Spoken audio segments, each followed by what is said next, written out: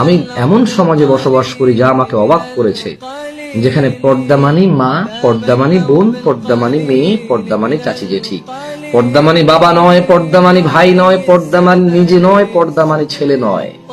এমন সমাজে বসবাস করি যেখানে পর্দা ফরজ, কিন্তু মহিলার জন্য, পুরুষের জন্য নয়, যা আমাকে অবাক করেছে, আমাকে অবাক হতে হয়েছে।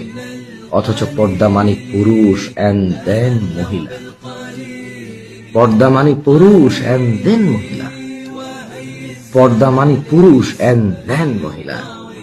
আগে পুরুষ পর্দা করবে, মহিলা পর্দা করবে, মা পর্দা করবে, বোন পর্দা করবে, বাপ করবে না, ভাই করবে না, এমন পর্দা তো ইসলাম বলেনি।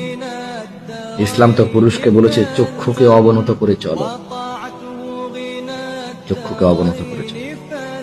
আমি অবাক হই যখন আমি পর্দা মানে শুধু মহিলা শুনি, পুরুষরা বাদ পড়ে যায়।